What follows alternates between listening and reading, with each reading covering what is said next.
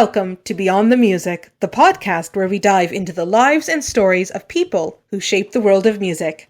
I am Karina. And I am Lena. We're both classically trained singers, and this podcast is our chance to explore the fascinating intersections of music, history, and humanity. In our previous episode, we discussed Richard Wagner and the three women in his life, Mina, Matilda, and Cosima. Today is my episode, and we will be exploring the Maestro who died for his music. Do you have any ideas, Lena, who that could be? There are a few crazy people who died for their art, so I'm not really sure. With Maestro, you mean conductor, right? Or do you mean composer? Because there were conductors who died while conducting or shortly after, so... You'll just have to wait and see. Okay. But in all arts, every artist, musician, we all sacrifice something for our art. Today, we travel back to the glittering court of Louis XIV, the Sun King, where a young Italian musician rose from humble beginnings to become the most powerful composer in France. His name was Jean-Baptiste Lully, a man whose genius helped define the sound of the French Baroque and whose devotion to his art would quite literally cost him his life. Oh. I'm really curious because I'm not that well informed about the Baroque era, I have to say. So I'm curious what you have to tell about him. Well, I first heard this story when I was in university. I thought it was just a rumor, a made-up fantasy. But the more I delved into it, it was fascinating. So this is the story of how the Maestro died for his music. Jean-Baptiste Lully was born Giovanni Battista Lully in Florence in 1632, the son of a miller. His family wasn't wealthy, and there's no sign that they expected him to become a musician, let alone a royal one. But Florence in the 17th century was alive with sound, street musicians, church choirs, and the songs of travelers passing through the markets. As a child, Lully showed an early gift for rhythm and performance. He learned to play the violin and guitar, and he was also a gifted dancer. Keep that in mind, gifted dancer. Traits that would serve him well later in life. The story goes that during Mardi Gras in 1646, the teenage Lully was performing in costume as Harlequin, entertaining crowds with music and jokes. It's quite fitting. Among those watching was a French nobleman, Roger de Lorraine, the Chevalier de Guise, who was looking for an Italian-speaking companion for his niece, Mademoiselle de Montpensier, a cousin of King Louis XIV. And so, almost by accident, young Giovanni Battista found himself whisked away to Paris. At first, he served as a servant in Mademoiselle's household, a chamber boy. But he quickly stood out for his musical talent. Surrounded by musicians, composers, and dancers, he absorbed everything he could. It was here that he became Baptiste, a nickname that stuck. Later, as he rose in fame, he would Frenchify his name entirely, becoming Jean-Baptiste Lully. When Mademoiselle was exiled after the political rebellion known as the Fronde, Lully stayed behind in Paris. He had bigger dreams, and in the opulent court of young Louis XIV, dreams could turn into destiny. In 1653, Lully's life changed forever. He was invited to dance alongside the young King Louis XIV in the famous Grand Court ballet called Ballet de la Nuit, or in English, the Ballet of the Night. Louis played the sun, a role that would earn him his famous nickname Le Roi Soleil, the Sun King. Lully, with his musical wit and charm, quickly became a favorite of the monarch. He was made royal composer for instrumental music and soon after superintendent of the king's music. He led two ensembles, the grand violon, or great violins, and the petit violon, the little violins, a smaller, more flexible orchestra that Lully turned into a laboratory for innovation. Under his baton, music at court became tighter, more rhythmic, more dramatic. He demanded precision, coordination, and energy, a far cry from the looser, improvisational style of earlier Baroque music.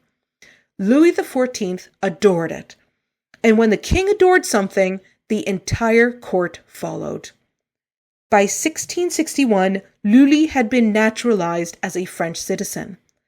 The poor miller's son from Florence was now a French nobleman, at least in title, and he cemented his position by marrying Madeleine Lambert, daughter of a respected court composer. The stage was set for Lully's golden years. France in the 17th century was a place of grandeur, but also of rivalry. Italian opera had already swept through Europe, dazzling audiences with its expressive melodies and ornate arias, but the French found something a little excessive about it. Lully, ever the opportunist, saw an opening. Working with the playwright Philippe Cunol, he created a uniquely French form of opera, the tragédie en musique, or musical tragedy. Instead of separating music and drama, Lully fused them. He set French poetry to music, using the rhythms of the French language itself to guide his recitatives.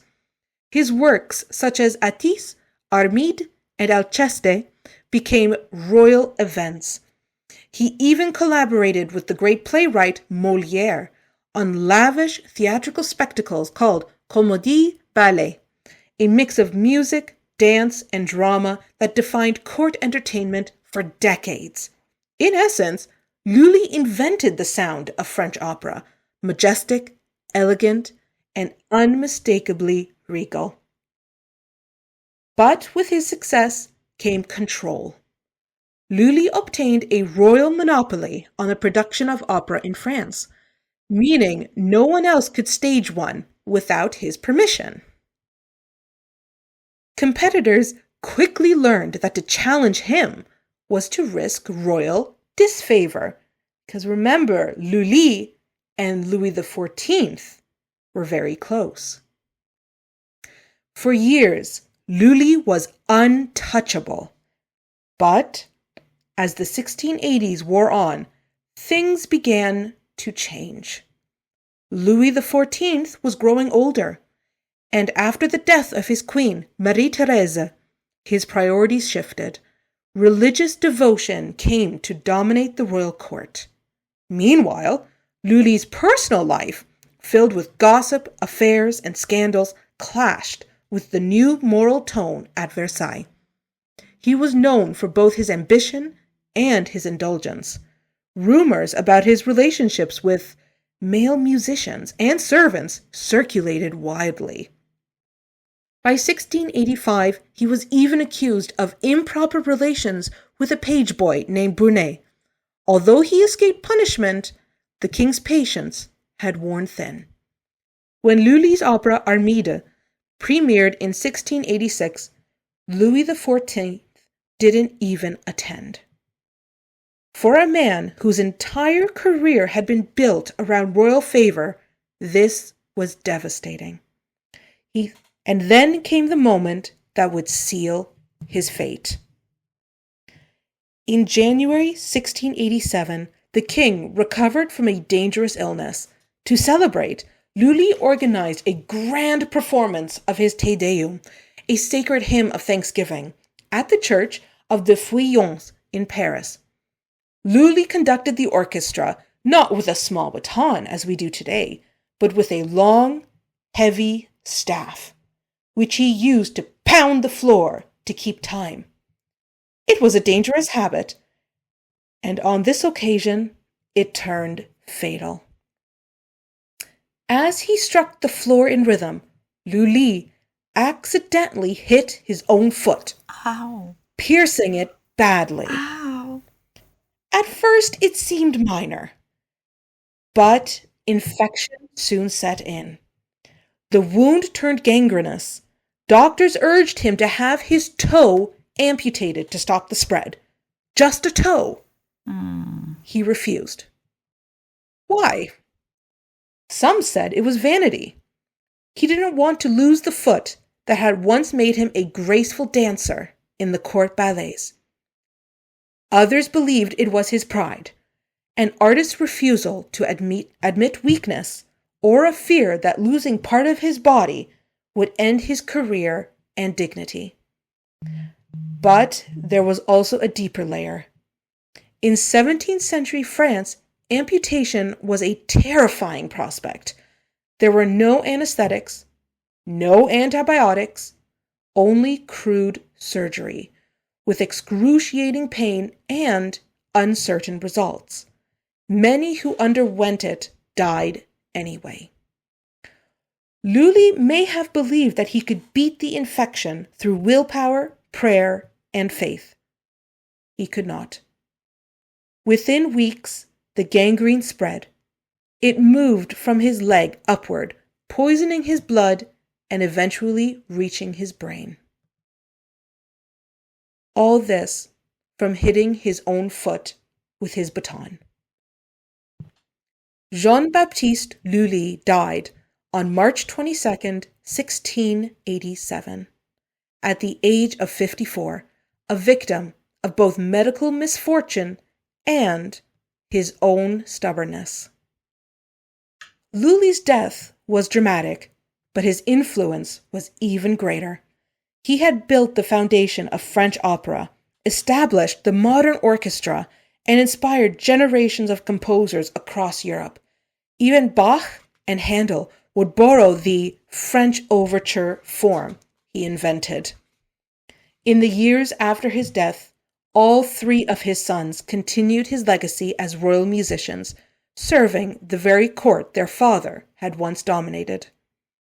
Today, Lully's music is still performed, not just for beauty, but for what it represents, the birth of French musical identity. And his story reminds us that art, ambition, and mortality often intertwine in unexpected ways. He was a man who sought perfection in sound, control in rhythm, and beauty in movement, and who refused to surrender any of it, even to save his life. Jean-Baptiste Lully, the man who gave music its elegance, and whose final downbeat became his last. Sad one. I hope you enjoyed learning about Jean-Baptiste Lully as much as I did. If you like this episode, don't forget to subscribe and leave a review. Next time, we'll delve into another fascinating chapter of music history. Until then, keep listening and discovering the stories beyond the music. See you next time. See you then.